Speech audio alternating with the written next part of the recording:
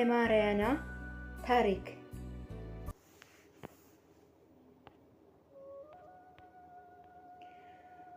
ወይዘሮ ማርያና ማንም ሲያለቅስ አይተው አያውቁም። በለቅሶ በጥምቀትም አምቡላንስ ባሏውን ወስዶ ባልተመለሰበት ቀን እንኳ ሴት ልጇ ሁለት ትንንሽ ልጆቿን ይዛና ከኖረችው በላይ በመሰቃየቷ አይኖቿ የደከሙ መስለው ወደ ቤቷ ስትመለስ እንኳ እሷ የድሮ ጣሊያናዊ ሴቶች አይነት ነበረች። ረጅም ቀሚስ፣ የተሰበሰበ ጸጉር፣ ወገቧ ላይ ድፋታ እና ልቧ ውስጥ እምነት ያላት የመረቅን ትክክለኛ ጊዜ ጠረን ብቻ የሚያውቅ የቅዱሳንን ስምና ለእያንዳንዱ ሕመም ትክክለኛውን መድኃኒት የሚያውቁ ሴቶች ማርያና የቤተሰቡ ምሰሶ ነበረች። ሁሉንም ነገር ደግፋ የምትይዘው እሷ ነበረች። ሁሉም እሷ ባትኖር ኑሮ ቤቱ እስካሁን ፈርሶ ነበር ይሉ ነበር። ነገር ግን በዚያ ቀን አንድ ነገር በውስጧ ተሰበረ። በዝግታና ሳታስተውል ወጣ እና ወደ ግቢው ጫፍ ለብዙ ዓመታት ስትንከባከበው ወደ ነበረው የድሮ የሎሚ ዛፍ ስር ሄደች። መሬት ላይ ተቀመጠች። ራሷን በዛፉ ክንድ ላይ አሳረፈች። የቅድስት ሪታን ሜዳሊያ ደረቷ ላይ አጥብቃ ይዛ አይኖቿን ጨፈነች።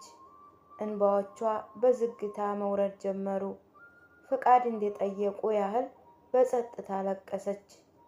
ሰውነቷ ጸጥ ብሎ የራሷን ድክመት እንደሚያፍር እና በህመሟ ምድርን እንኳ ለማወቅ እንደሚፈራ ሰው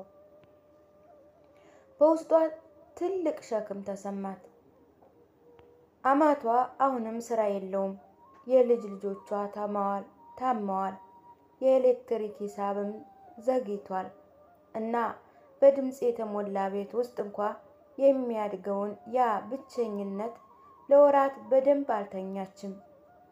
ራሷ ሁል ጊዜ በሐሳብ የተሞላ ነበር እና ማንም ምንም ያህል እንደደከመች የሚያስተውል አይመስልም።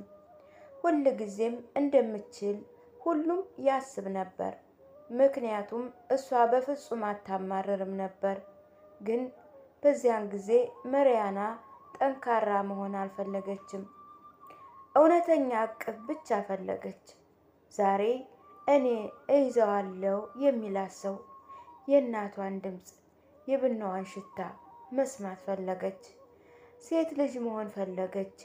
ለአንድ አፍታ እንኳ ያኔ ነበር በትከሻዋ ላይ ትንሽ ንክሻ የተሰማት። ደነገጠችና ፊቷን በፍጥነት አበሰች። ነገር ግን ትልቅ ሰው አልነበረም። ትንሿ የልጅ ልጇ ነበረች። ልጅቷ እዚያው ነበረች። እጆቿ በጭቃ የተጨማለቁና የትልልቆቹን ነፍስ ማንበብ የሚያውቅ ንጹህና ጥልቅ አይኖች። እማማ በሹክሹክታ፣ አንቺም ማልቀስ ትችያለሽ አላት። ኢየሱስ እኛን ይንከባከበናል። ማርያና አይኖቿን ጨፈነች። በዚያን ጊዜ አንድ ነገር በውስጧ እንደተሰበረ ተሰማት። በመጨረሻ ከብዙ ዓመታት በኋላ ሁል ጊዜ ስትደብቀው የነበረውን ድካማን ሁሉ እንድታወጣ ፍቃድ ያገኘች መሰላት። ነገር ግን አይኖቿን እንደገና ስትከፍት እስትንፋሷን የወሰደ ነገር አየች። ልጅቷ ወደ ላይ ጸጥ ብላ አፏ በትንሹ ተከፍቶ ይመለከቱ ነበር። ምንድን ነው ፍቅሬ? ማርያና ግራ ተጋብታ ጠየቀቻት። የልጅ ልጇ አልመለሰችም። በጣቷ የሎሚውን ዛፍ ከፍተኛ ቅርንጫፍ ብቻ ጠቆመች። ማርያና በዝግታ ዞረችና እዚያው ልክ ከእሷ በላይ የሎሚ ከረጢቶች የምትሰቅልበት ቦታ ላይ እሷ በፍጹም እዚያ ያላስቀመጠችው አንድ ነገር ነበረ። ነጭ ጥንታዊ የጸሎት መቁጠሪያ ፍሬዎች፣ የቆዩና በደበዘዘ ያለ ሙቅ ሚስጥራዊ ብርሃን ያበራል። ማርያና በፍጥነት ተነሳች። ምክንያቱም ያንን የጸሎት መቁጠሪያ በደንብ ስለምታውቀውና በቤተሰብ ውስጥ የመጨረሻ ጊዜ በእጆቿ የያዘው ማን እንደሆነ በትክክል ታውቅ ነበረ። መሪያና ለረጅም ሰከንዶች እንቅስቃሴ አልባ ሆና ቀረች። አይኖቿ በዚያ የጸሎት መቁጠሪያ ላይ ተተኮ በማይታይ እጆቹ እዚያው እንደተቀመጠ ያህል ከሎሚው ዛፍ ከፍተኛ ቅርንጫፍ ላይ ተንጠልጥሎ ልቧ በፍጥነት ይመታ ነበር። ሆኖም በዙሪያዋ ያለ ነገር ሁሉ የቆመ ይመስላል። እርግጠኛ ነበረች፣ ያ የጸሎት መቁጠሪያ በአጋጣሚ እዛ ሊሆን አይችልም። የከበበ ብርሃን የፀሐይ ብርሃን አልነበረም። የበለጠ ስስ የሆነ ነገር ነበር። እንደ ሞቅ ያለ እስትንፋስ በፍሬዎቹ መካከል አልተንቀጠቀጠም፣ አላሳወረም። በዝግታ ያበራ ነበር፣ ቅዱስ ነገሮች እንደሚያበሩት። የልጅ ልጇ ዝም ብላ ወደ ላይ መመልከቷን ቀጠለች።